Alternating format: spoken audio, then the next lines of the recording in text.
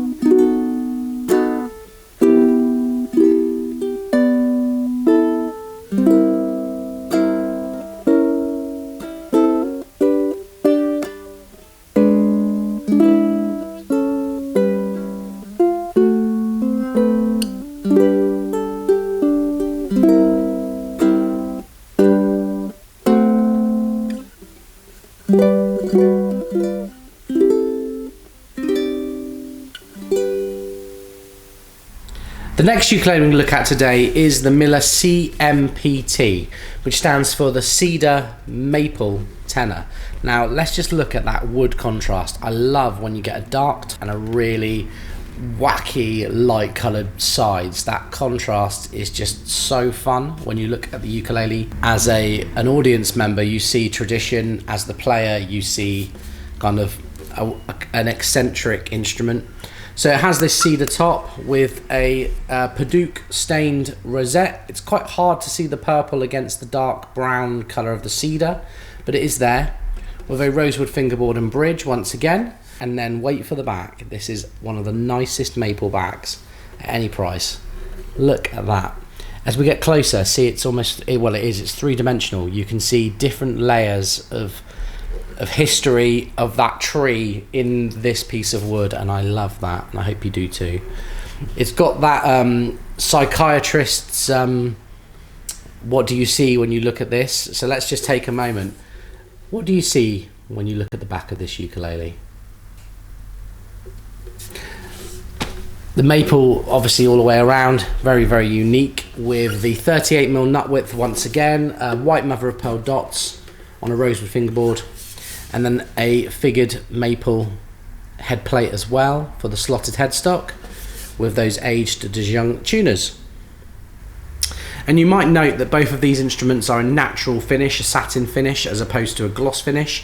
It's not that we don't love the gloss finish. I mean, one of these was meant to be a gloss finish instrument, but the satin on a Millar creates this really wide tapestry, a much deeper sound, brighter notes, more of a piano sound than a traditional ukulele sound. You know, it's not bright and chimey, but it has more of a level, kind of flat response where the lows get to shine, the highs get to shine, everything gets to kind of move with the player a bit more.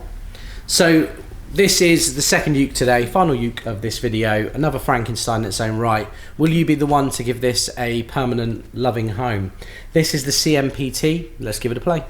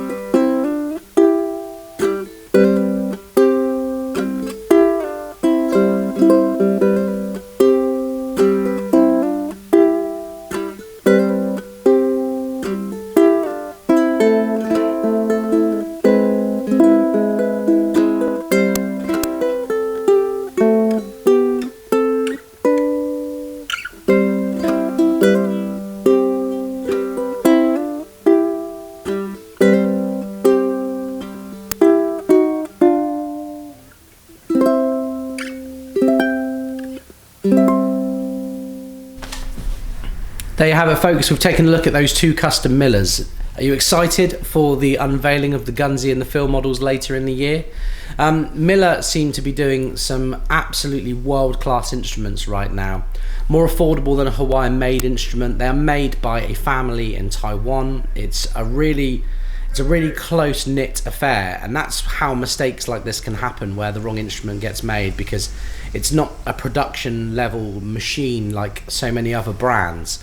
And I've got absolutely no problem saying I've owned a Millar. I really like them. I will own another Millar. I'm just waiting for the right one to come along. I was really into those jumbo mango tenors we had a few months back. You might remember. I very nearly purchased one of them and really regret it now. But yeah, maybe we'll get some more customs.